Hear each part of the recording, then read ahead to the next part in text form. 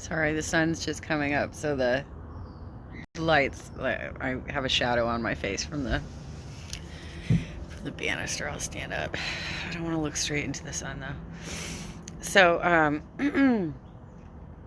had a really interesting conversation last night, but I had to, drop off early because I did get my locks changed.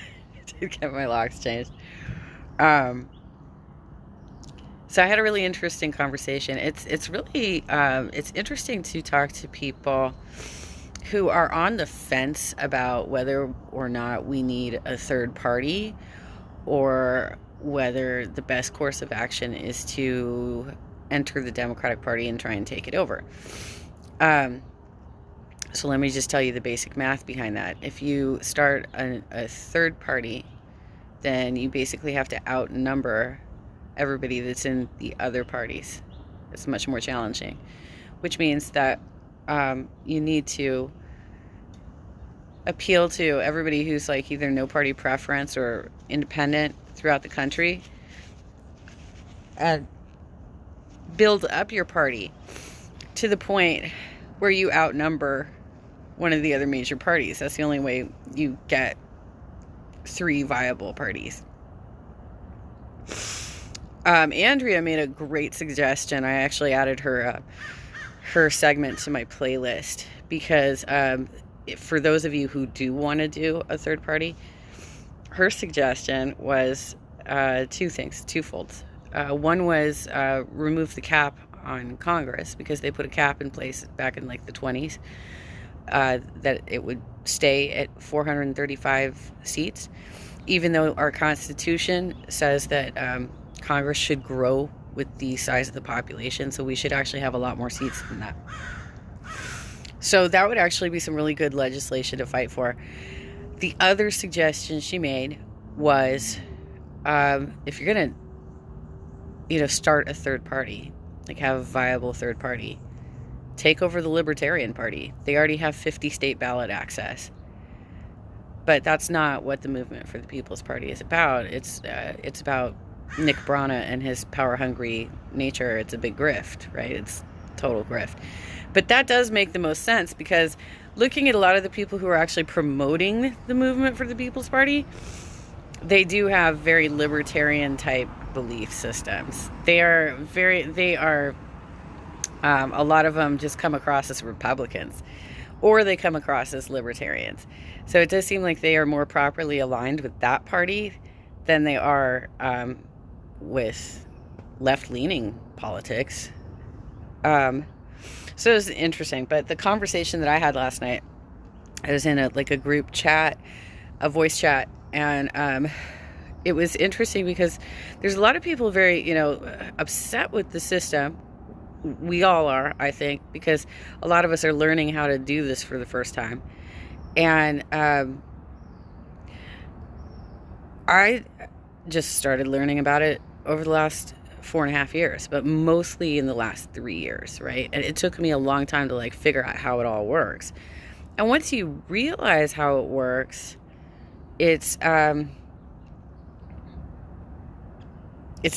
be even more infuriating, actually, once you realize how it works. But at least then you have an understanding of what it would take to actually be successful in really moving the Democratic Party back to the left, back to where it was in its glory days, the brief period of time between them being the racist party to them being pretty much pushing forward social programs to then becoming the third way party, right?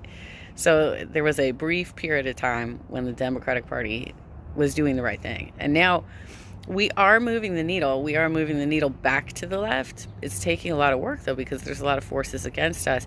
And because the Republicans have gotten so fascist, they've gone so far to the right. And this is another great point that Andrea made, is the Republican Party is the cisgender white male party. And if you're not cisgender white male, they attack you. For women, they attack our reproductive rights and our ability to earn a living, and it's just come after us for everything. We got it pretty hard.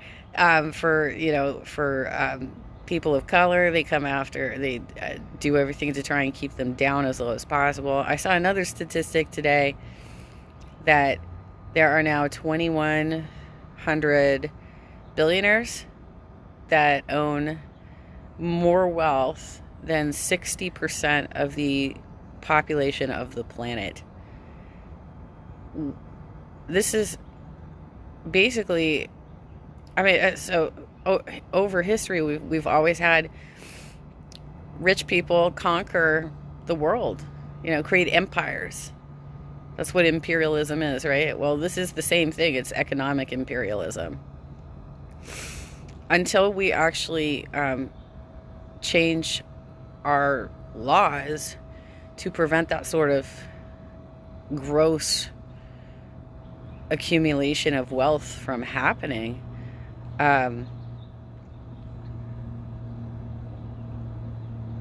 there's always going to be a ruling class.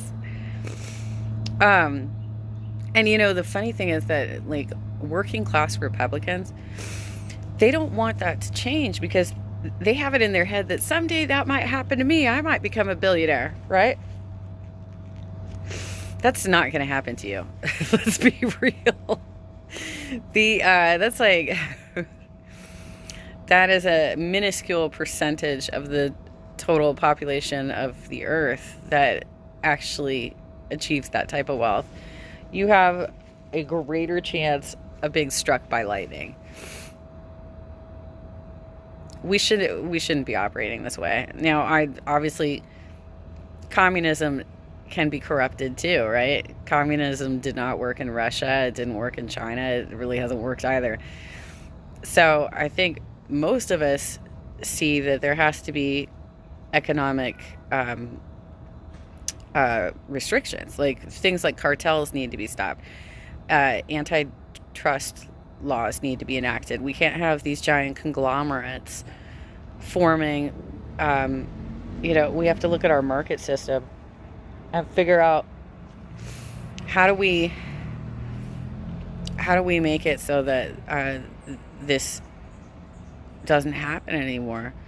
And I took like 5 different economics classes when I was working on my degree, and really, we have to do more to put market regulations in place to prevent this sort of stuff from happening. These are my morning thoughts. I have a lot of stuff to do today, but I feel a little bit more secure now that I have new locks on the door. I might sing today. I might not. I sang a lot yesterday. You can look at my wall. I did some good songs yesterday. I might sing today. I don't know. Anyway, happy Friday.